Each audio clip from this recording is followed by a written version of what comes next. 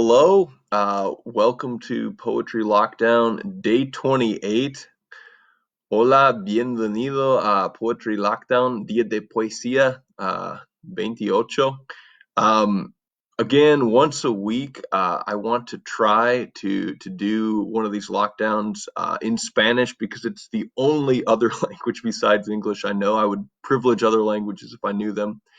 I think it's important actually for me as a teacher of English to struggle and be a neophyte, an amateur in trying to understand a poem in another language. Yo pienso que es muy importante para mí tener el desafío a intentar entender algo en un otro idioma.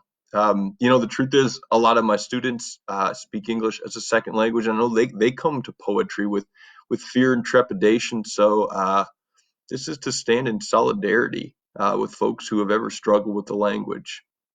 Es una oportunidad a caminar en solidaridad con alguien que ha tenido problemas con entender un otro idioma.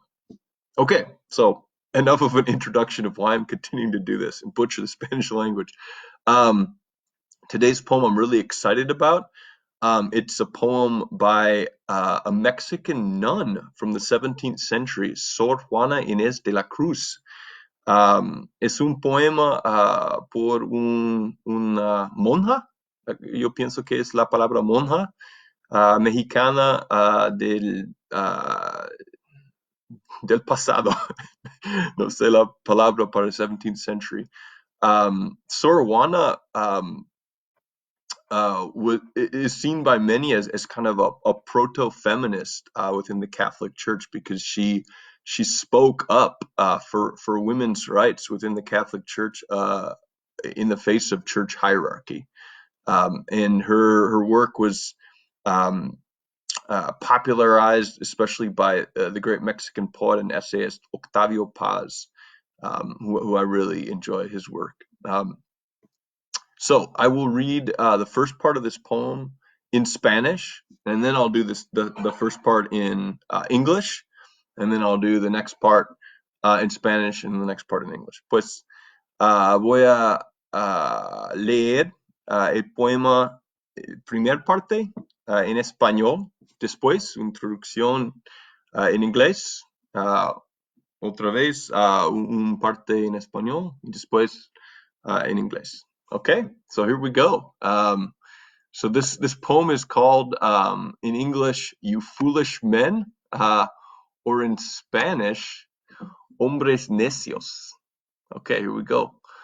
Hombres necios que acusáis a la mujer sin razón, sin ver que sois la ocasión de lo mismo que culpáis. Si con ansias sin igual solicitáis su desdén, ¿por qué queréis que obren bien si las incitáis al mal?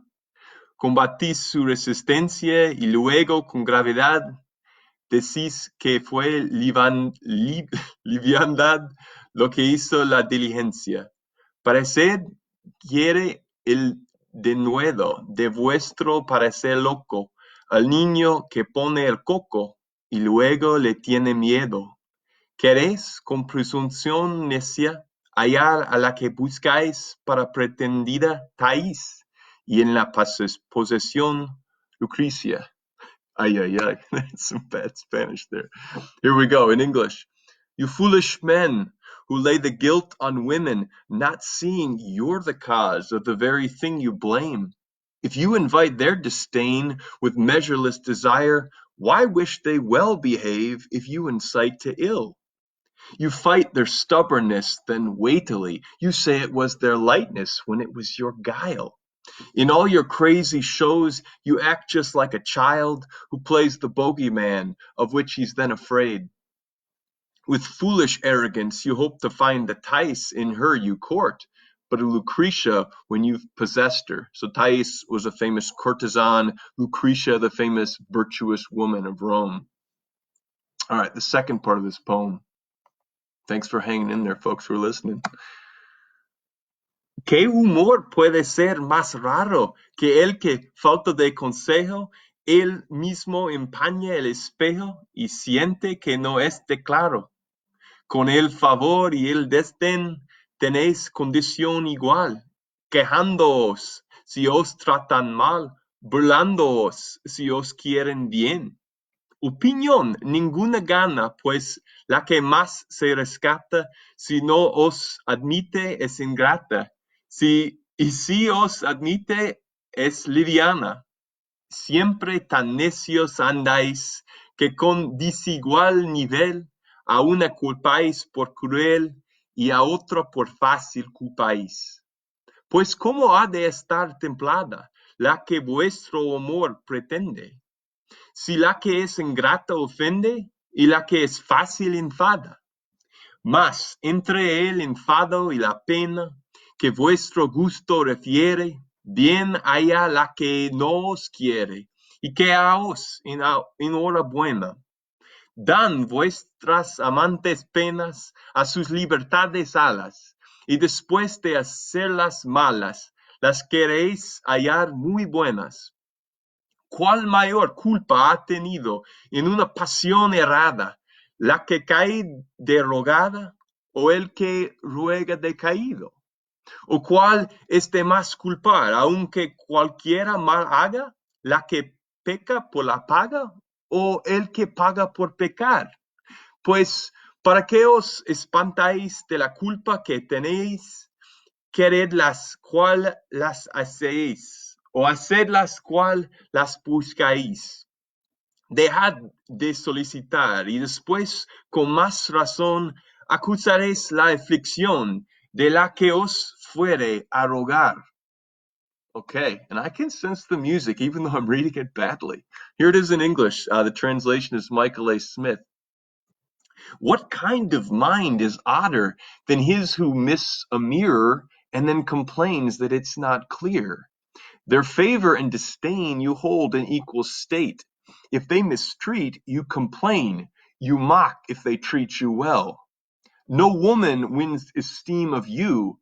The most modest is ungrateful if she refuses to admit you. Yet if she does, she's loose. You always are so foolish, your censure is unfair. One you blame for cruelty, the other for being easy.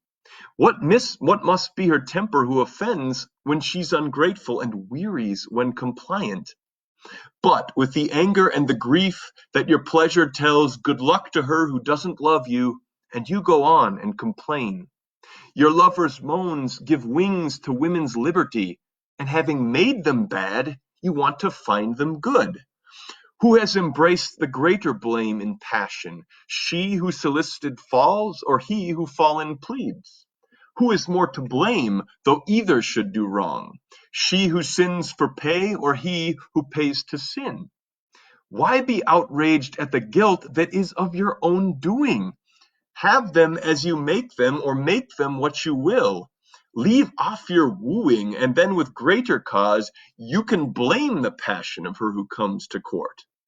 Patent is your arrogance that fights with many weapons, since in promise and insistence you join world, flesh, and devil. Wow. That is fiery and magnificent. Sor Juana de la Cruz, Sor Juana Inés de la Cruz. Apologies for the Spanish, but my goodness, I hope you can hear, you English speakers like me out there, that this poem, which was written in the 17th century, wow, it definitely it stays vital, and applicable to our current age, right? This double standard, that Sor Juana saw as a 17th century nun still exists to this day. There's a poet saying, Ezra Pound, who said some crazy things too, but he said some good things. He once said, I look to read poetry because it's news that stays news. There's something in the language, that survives, the passage of time, and this poem for me does that. So thank you for hanging with me, in my translations, or in my, mangling of Spanish and then offering up translation. I hope you appreciate Sor Juana's poem. Gracias. para permitir a mí a leer en español muy malo y también a intentar a traducir un poco. Hope you have a great day and tune in tomorrow.